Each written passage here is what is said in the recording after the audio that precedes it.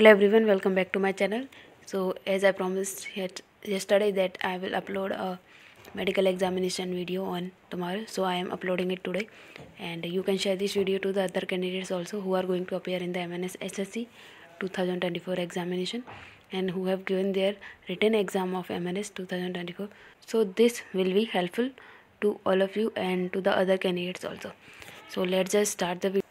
And I'm telling these medical examination on the basis of my own experience, like I have appeared in MNS 2022 and 23.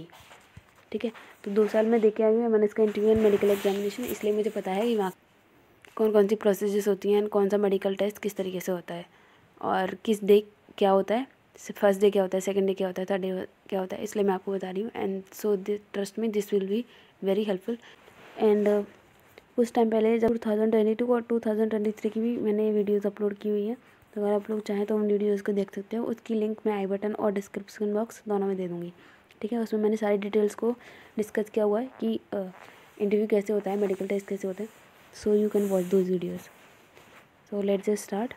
So firstly we are going to discuss that where the examination, like MNS interview and medical examination will take place. So it will happen in Delhi Kent based hospital, Delhi Kent, and the Indian Army will send you a mail after the release of shortlisted candidate list. मतलब जो shortlisted candidates की list निकलेगी ना, उसके बाद वो जो भी उस लिस्ट में जिसका भी रेफरेंस नंबर होगा उस लिस्ट में, वो उन सभी को एक मेल सेंड करेंगे एंड उस मेल में वो बताएंगे कि किस डेट को आपको रिपोर्ट करना है बेस हॉस्पिटल में.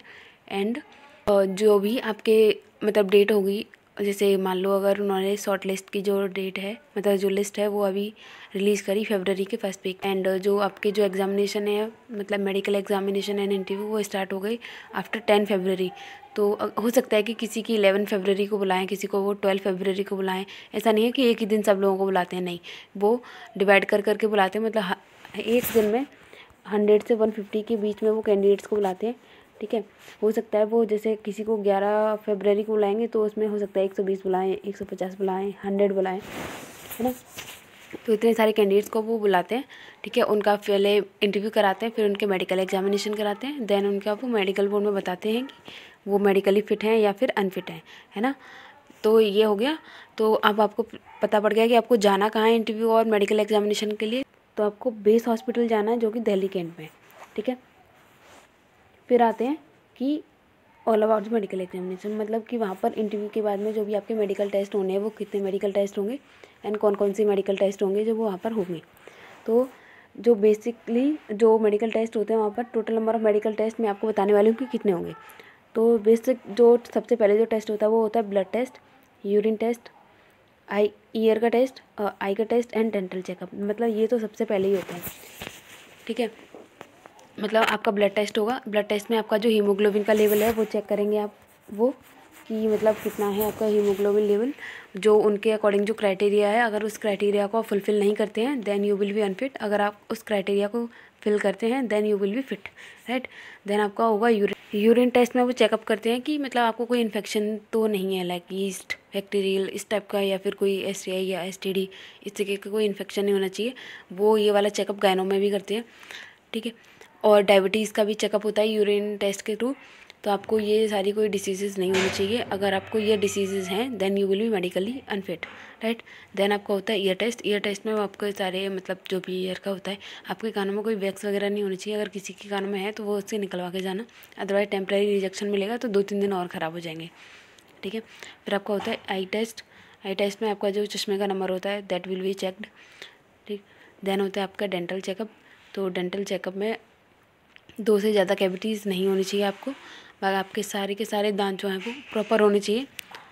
ठीक है, देन आपका होता है बाकी के जो टेस्ट होते हैं दैट इज़ लाइक वो हैं आपका अल्ट्रासाउंड होगा, आपका ECG होगा, एक्सरे होगा, हाइट एंड वेट होगा, गायनो होगा, सर्जिकल होगा एंड प्रेगनेंसी टेस्ट होगा. अल्ट्रासाउंड में आप सब लोगों को पता ही है, ओवरीज वगैरह में सिस्ट वगैरह चेक करते हैं, किडनी का वो जो भी होता है वो सब चेक होगा. ECG में आपका हार्ट बीट वाला जो होता है. एक्सरे में तो आपकी हड्डियाँ टूटी हुई नहीं है कहीं कोई भी. देन होता है हाइट एंड वेट वाला कि आप हाइट और वेट के क्राइटेरिया को फुलफ़िल करते हैं कि नहीं. हाइट सबके लिए फिक्स है 152 सेंटीमीटर एंड वेट का क्राइटेरिया चेंज होता रहता है। Weight can vary according to your age. मतलब वैसे भी ये MNS SSC है तो इसमें एज जो है वो 21 से 35 तक है, राइट। तो जो भी है, अगर मान लो अगर किसी की 30 की एज है तो उसका जो वेट होना चाहिए वो BMI के अकॉर्डिंग होना चाहिए, ठीक है। तो उसके अकॉर्डिंग उनके पास एक चार्ट जैसा कुछ होता है, तो उसके अकॉर्डिंग बताते हैं वो कि कितना वेट अप्रूवल है। मतलब मैक्सिमम टू मिनिमम की रेंज में वो रखते हैं, सॉरी मिनिमम टू मैक्सिमम की रेंज में वो वेट को रखते हैं। लाइक मिनिमम का भी कुछ क्राइटेरिया होता है और मैक्सिमम का भी कुछ क्राइटेरिया होता है, ठीक है। तो अल्ट्रासाउंड हो गया, ECG हो गया, एक्सरे हो गया, हाइट एंड वेट हो गया। देन गायनो में भी वही वो STI STDs, और क्योंकि एज का क्राइटेरिया थोड़ा लंबा है 21 to 35, तो इसमें ऐसा भी हो सकता है कि कुछ जो कैंडिडेट्स होंगी वो मैरिड होंगी, ठीक है। तो प्रेगनेंसी वगैरह के लिए जो होता है वो स्ट्रिक्ट गाइडलाइन है इसमें, तो वो भी चेक करनी है।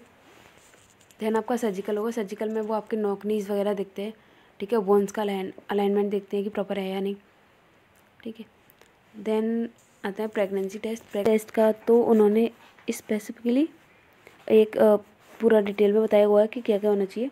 So that is like medical examination का उन्होंने कुछ तो मतलब जो एकदम नेसेसरी है उनको उन्होंने पॉइंट आउट किया हुआ है। लाइक जैसे उन्होंने बोला भी था, physical fitness of the selected candidates will finally be determined by a medical board under arrangement made by the office of the DGA-FMS, ठीक है। इन्होंने बोला एक्सरे होगा चेस्ट का, UCG होगा एब्डोमेन का, और प्रेगनेंसी का उन्होंने बोला है pregnancy will cause a rejection. अगर कोई प्रेग्नेंट है candidate then he will be medically unfit and will be out of the race, ठीक है। while undergoing the medical examination the lady candidate will be considered fit after 24 weeks after an uncomplicated vaginal delivery. मतलब अगर उसकी normal delivery हुई है वो भी 6 महीने पहले, then she will be medically fit. मतलब अगर वो मदर है ना। And 12 week after an MTP abortion and 52 weeks after cesarean section. Candidate declared fit by unfit by the president of the medical board, including the procedures of the requesting of appeal by review medical board. Okay.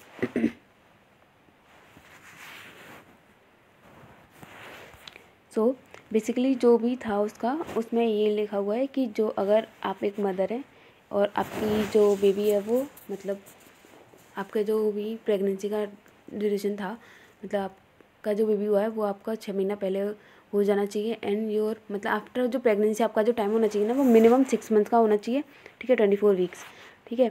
और वो normal, ये किसके लिए, ये normal delivery के लिए। अगर आपकी नॉर्मल डिलीवरी है, आपका बेबी नॉर्मली डिलीवर हुआ है, then after post 6 months you will be medically fit, ठीक है। फिर है 3 मंथ्स 12 वीक्स ऑफ, मतलब अगर आपने कोई अबॉर्शन वगैरह कराया अभी नहीं, 1-2 महीने पहले या फिर 3-4 महीने पहले, तो वो किस वीक में किस रेंज में फिक्स होगा। अगर आपने वो अबॉर्शन 3 महीने पहले कराया है then you will be medically fit. अगर आपने वो अबॉर्शन 1 महीने पहले या 2 महीने पहले कराया है तो आप मेडिकली अनफिट कर देंगे वो आपको, ठीक है। Then next point is 13 months या फिर 52 वीक्स। मतलब कि आपका जो बेबी हुआ था वो 1 साल पहले, वो अगर सिजेरियन ऑपरेशन मतलब ऑपरेशन के थ्रू हुआ है then you will be medically unfit. मतलब अगर जैसे मान लो कि आपको कोई बेबी हुआ 6 महीने पहले और वो नॉर्मल डिलीवरी नहीं, वो मान लो सिजेरियन डिलीवरी थी, तो अगर अभी आप मेडिकल के लिए जाएंगे वहाँ पर देन वो आपको मेडिकली अनफिट कर देंगे, ठीक है। या फिर उसके लिए वो आपको टाइम देंगे। उन्होंने ये मेंशन किया है, देखो यहाँ पे इन्होंने बोला है कैंडिडेट्स डिक्लेयर अनफिट और फिट वो जब करेंगे will be informed by the president of the medical board. जो 3rd डे मेडिकल बोर्ड बैठता है वो आपको बताएंगे कि आप मेडिकली फिट हैं या फिर अनफिट, ठीक है। Board including the procedure of requesting for the appeal और रिव्यू मेडिकल बोर्ड। मतलब ऐसा नहीं है कि ऐसे आपको अगर कोई लग रहा है कि वहाँ पर कोई टेस्ट वगैरह हैं जो आपको वापस कराने हैं, वो एक तो वो करवाते हैं एग्जामिनेशन करवाते हैं, मतलब सारे टेस्ट वहाँ पर। अगर कोई मेडिकली अनफिट वाला है, जैसे अगर किसी का अल्ट्रासाउंड में प्रॉब्लम आया, राइट, तो वो आपको बोल देंगे कि चलो वापस अल्ट्रासाउंड करा के लाओ, या तो वो बेस हॉस्पिटल में ही करा देंगे। अदरवाइज़ वो एक और हॉस्पिटल है वहाँ पर इंडियन आर्मी का RNR हॉस्पिटल, तो आपको वहाँ के लिए रिकमेंड कर देंगे, आपको वहाँ पर ECG वापस कराना होता है, ठीक है।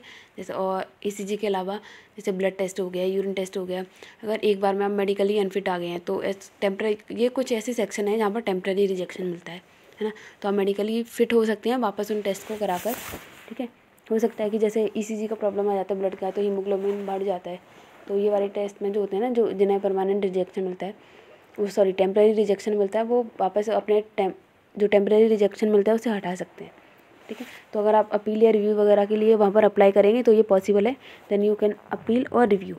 ठीक है, देन फिर आता है कि and if you are pregnant, and ये मैंने जो केस यहाँ पर डिस्कस करे थे ना, 6 मंथ, 3 मंथ एंड 13 मंथ्स, वो वाले जब थे जब आपकी प्रेगनेंसी अभी प्रेजेंट में नहीं है, लेकिन अगर आप प्रेजेंट में प्रेग्नेंट हैं then you will be medically unfit. ठीक है, तो ये आपको ध्यान रखना है। अगर आप में से कोई है जो प्रेग्नेंट है, लाइक मैरिड वुमेन्स हैं आप, तो ऐसा पॉसिबल है, देन आप मत जाना क्योंकि वो मेडिकली अनफिट कर देंगे। So I have discussed all the tests here, and I have told you about the total examination of medical. Let's take a review of that. These are blood test, urine test, ear test, eye test, dental checkup. Then आपका होगा ultrasound, ECG, X ray, height and weight, gyno, surgical and pregnancy test. ठीक है, pregnancy test को मैंने detail में discuss कर लिया, तो किसी को अगर कोई कन्फ्यूजन हो then please ask me in the comment section, I will reply.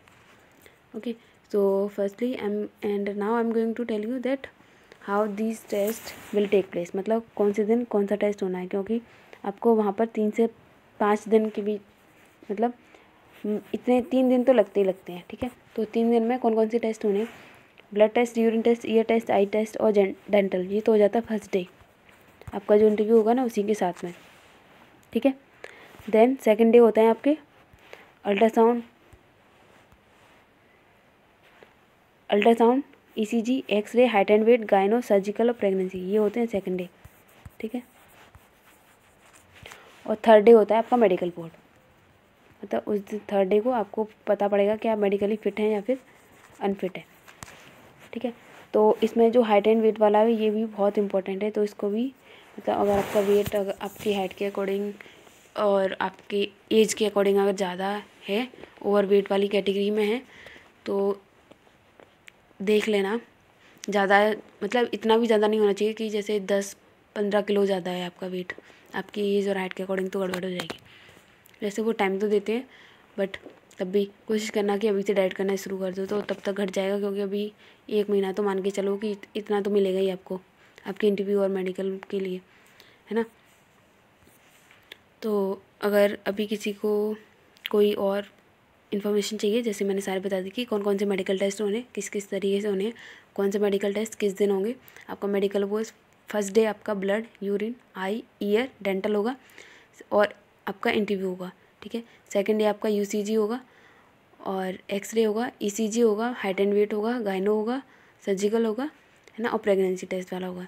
तो ये सेकंड डे होने। थर्ड डे आपका मेडिकल बोर्ड होगा, फाइनल जो मेडिकल बोर्ड है वो, जिसमें आपको बताएंगे कि आप मेडिकली फिट हैं या फिर अनफिट हैं। फिट में अनफिट में भी 2 हो जाते हैं, एक टेम्प्रेरी रिजेक्शन मिलता है, दूसरा परमानेंट मिलता है ना। टेम्प्रेरी रिजेक्शन में जैसे हीमोग्लोबिन हो गया, यूरिन टेस्ट का हो गया, ECG का हो गया, ऐसा ये सारे केसेस टेम्प्रेरी में आते हैं, बिकॉज इनको आप मतलब वापस करा के, जैसे हीमोग्लोबिन है, आप अपनी डाइट सही करके वापस खा पी कर हीमोग्लोबिन को बढ़ा सकते हैं, तो इसलिए इसमें वो टेम्प्रेरी रिजेक्शन देते हैं। Same goes for the urine test, मतलब अगर कोई इन्फेक्शन है फंगल या ईस्ट वाला, देन आपको मेडिसिन वगैरह सही लेके कर सकते हैं, है ना। एंड बट कोई STI या STD है देन तो परमानेंट ही मिलेगा। और डेंटल वाले में भी सीधा परमानेंट ही देंगे अगर 2 से ज़्यादा कैविटी हुई तो। मैंने डेंटल का और आई का तो मतलब जो है टेस्ट मैंने डिटेल में डिस्कस किया है, तो अब मैं वो उसकी लिंक जो है आई बटन में दे दूँगी। ठीक है, तो आप उसको जाके देख लेना and that will be helpful. तो और किस में मिल सकता है टेम्परेरी रिजेक्शन, तो बाकी के डिटेल डिस्कस करूँगी मैं, हर एक टेस्ट की हर एक वीडियो बनाऊँगी, तो उसको देखते रहना। And so stay tune for more information regarding MNS exam, and this will help you out. These videos are very helpful, and I have uploaded more videos of my examinations of MNS, so you can watch those videos also. Like I have appeared in the MNS interview and the medical examination twice, like 2022 and 2023, so you can watch those videos and that will be very helpful. And I have shared my experience in those videos, and I will give the link of those videos in the description and the I button too, so you can go and watch those videos. So thank you for watching this video, and please like, share and subscribe my channel. And if you have any doubt, then let me know in comment section. I will explain.